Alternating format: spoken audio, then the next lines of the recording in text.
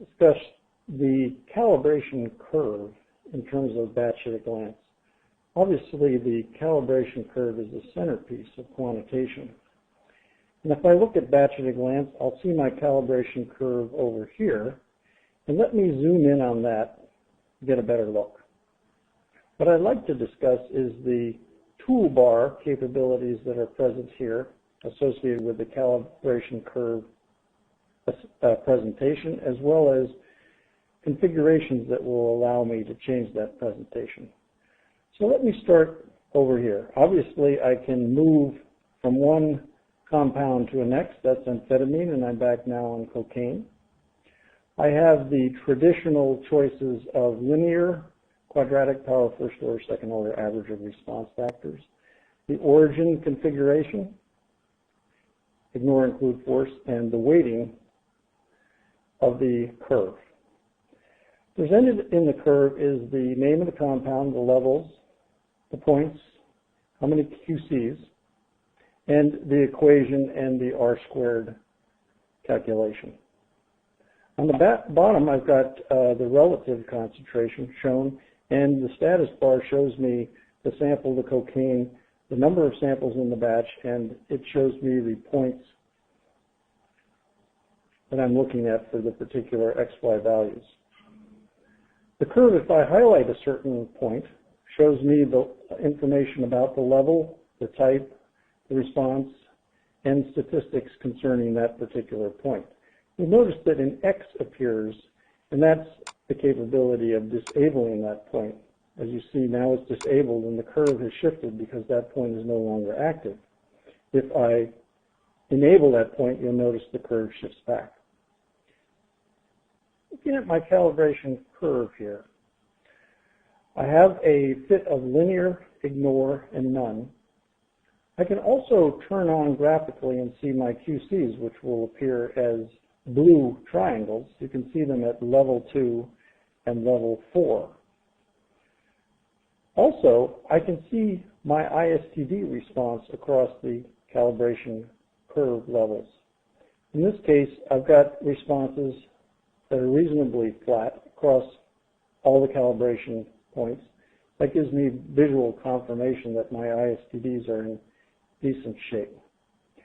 Now, as we move across here, similar to the compound information window, this gives me the big picture, all levels. This auto scales the X and the Y.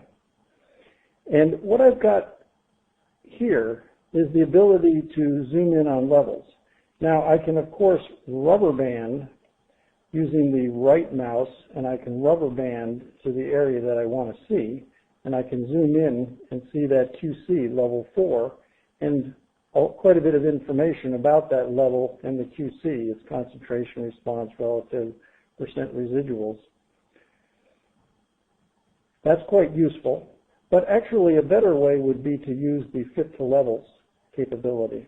Here, I can choose the levels that I want to see. For example, if I want to see, I don't know, level 2 through the origin, it will show me that and auto scale it for me so that I can see, here's my level 1, and there's my QC at level 2, right on top of the calibration point. So I would suggest using the fit to levels to zoom in on any particular level that you want to see to inspect those points. Going back to the big picture, auto-scaling horizontally and vertically, let's look at the options that we've got in terms of calibration curve fit presentation. Now, I've got the x-axis as relative concentration, but I could also pick and see that just as flat concentration, which might be better if I'm oriented to thinking about the amount of compound that I put into each level. Also, I've got standard deviation bars that I can turn on.